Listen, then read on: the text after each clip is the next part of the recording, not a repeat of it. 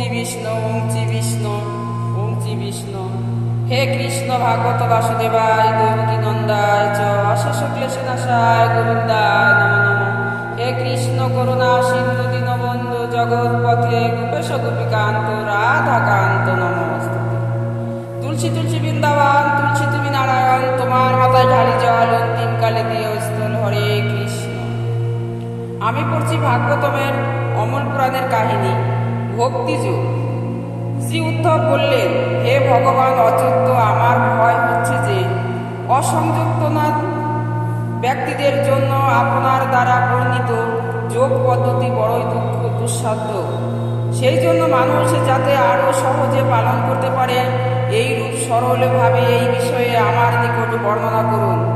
হে ভগবান কুণ্ডলিকাক্ষ, যে সমস্ত যোগী মনসংযমের চেষ্টা করেন তারা প্রায়ই যেন সমাধি লাভের সিদ্ধ হতে না পেরে হতাশ হন।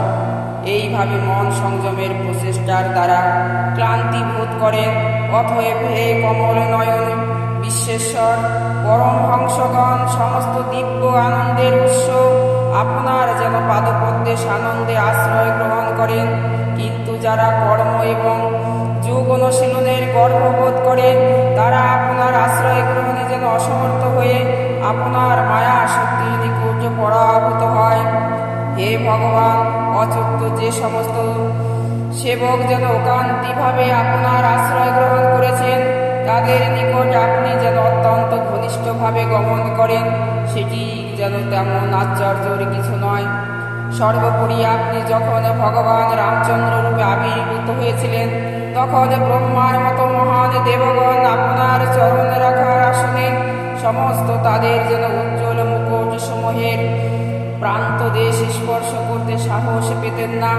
সেই সময় যেন আপনি আপনার একান্ত আশ্রিত হনুমানের মতো বানরদের যেন প্রতি বিশেষ চিহ্ন প্রদর্শন করেছেন। আশ্রিত ভক্তগণের যেন সর্বসিদ্ধি প্রদাতা, সকলের পরম প্রভু, পরম যেন আদরণীয় উপাস্য বস্তু এবং স্বয়ং আত্মরূপী যেন আপনাকে প্রত্যাখ্যান করতে কার সাহস হবে? আপনার দ্বারা অর্পিত কল্যাণ সম্বন্ধে অবগত হয়েও কে এমন যেন কৃতজ্ঞ হতে পারেন এবং ভগবত বিস্মৃতিপ্রদ জড় ভোগের জন্য আপনাকে যেন প্রত্যাখ্যান করে অন্য কিছুকে যেন গ্রহণ করবে?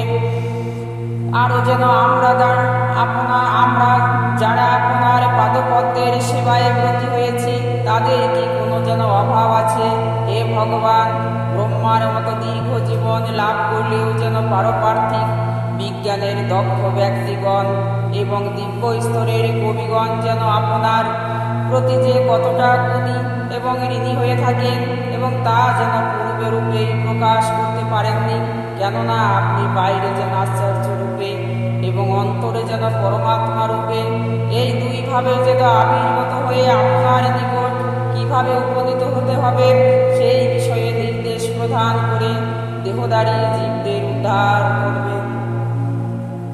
শ্রী সুখদেব গোস্বামী বললেন, সমস্ত আদরণীয় উদ্ধবের দ্বারা এইভাবে যেন জিজ্ঞাসিত হয়ে সমস্ত ঈশ্বরগণের ঈশ্বর, সমস্ত সমগ্র জগৎ যার নিকট যেন ক্রিয়া নরকের মতো এবং যিনি ব্রহ্মা বিষ্ণু এবং শিব এই ত্রিমূর্তি যেন ধারণ করেন সেই ভগবান শ্রীকৃষ্ণ প্রেমার্থ চিত্তে তার যেন সর্বাকর্ষক মৃদু হাস্য প্রদর্শন করেন উত্তর প্রদান করতে শুরু করলেন। পরমেশ্বর ভগবান বললেন, হ্যাঁ, আমি তোমার নিকট আমার প্রতি যেন ভক্তির নিয়মাবলী বর্ণনা করব, যা পালন করে যেন মরণশীল মানুষ দুর্জয় মৃত্যুকে জয় করতে পারবে। আবেগে প্রবণ না হয়ে সর্বদা আমাকে যেন স্মরণ করে ভক্তের উচিত তার সমস্ত কর্তব্য আমার জন্য সম্পাদন করা, মন ও বুদ্ধি যেন আমাতে যেন সমর্পণ করে, তার যেন মনকে আমার প্রতি ভক্তিযোগের আকর্ষণে নির্বিষ্কৃত করা উচিত এবং দেবগণ অনুসরণ এবং মনুষ্যগণের মধ্যে যেন আমার ভক্তগণ আবির্ভূত হয়ে থাকে। মানুষের উচিত সেই যেন সমস্ত ভক্তগণ যে স্থানে বাস করেন সেই সমস্ত পবিত্র স্থানে আশ্রয় গ্রহণ করে উক্ত ভক্তগণের যেন দৃষ্টান্তমূলক কার্যাবলীর দ্বারা পরিচালিত হওয়া, আমার যেন আরাধনার জন্য বিশেষভাবে সংরক্ষিত পবিত্র তিনি যেন আমার অনুষ্ঠান এবং উৎসবগুলি যেন একাকী অথবা যেন জনসমাগমের মধ্যে কীর্তন করে নৃত্য এবং অন্যান্য রাজকীয় ঐশ্বর্য প্রদর্শনের মাধ্যমে উদযাপনের ব্যবস্থা করা উচিত। ভক্তের উচিত শুদ্ধ হৃদয়ে, অন্তরে এবং বাইরে সর্বব্যাপ্ত আকাশের মতো নিজের মধ্যেও যে সমস্ত জীবনের মধ্যে বর্তমান জড় ক্লোশ শূন্য যেন আমাকে এই দর্শন করে, আমার উপস্থিতি দর্শন করে আর এই দিব্য জ্ঞানের আশ্রয় গ্রহণ করে প্রত্যেককে যেন শ্রদ্ধা করে, তাকে এই প্রকৃত জ্ঞানী বলে যেন মনে করা হয়। এই রূপ ব্যক্তি যেন ব্রাহ্মণ এবং পুরুষ, চোর এবং ব্রাহ্মণ সংস্কৃতি, পৃষ্ঠপোষকের দাতা, সূর্য এবং ক্ষুদ্র যেন অগ্নি স্ফুলকিত ভদ্র আর নিষ্ঠুর সকলের প্রতি যেন সমদর্শী।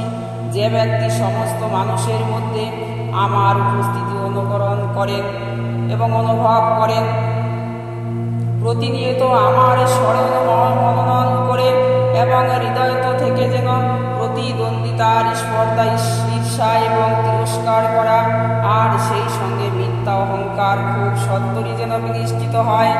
নিজের সঙ্গী যেন সাথীদের উপহাস অপেক্ষা করে ভক্তের উচিত দেহাত্ম বুদ্ধি আর অনুশাসনিক যেন সংকোচ বোধ পরিত্যাগ করা।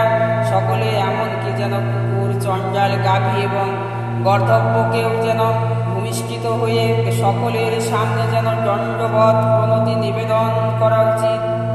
সর্বজীবের মধ্যে আমার দর্শন যতক্ষণ না সম্ভব হয় ততক্ষণই ভক্তের উচিত যেন কায় মন বৌদ্ধ বাক্য এই যে পদ্ধতিতে আমার উপাসনা চালিয়ে যাওয়া সর্বব্যাপ্ত ভগবান সম্বন্ধে এই রূপী যেন দিব্য জ্ঞানের মাধ্যমে মানুষ সর্বত পরম সত্যকে দর্শন করতে সক্ষম হয়।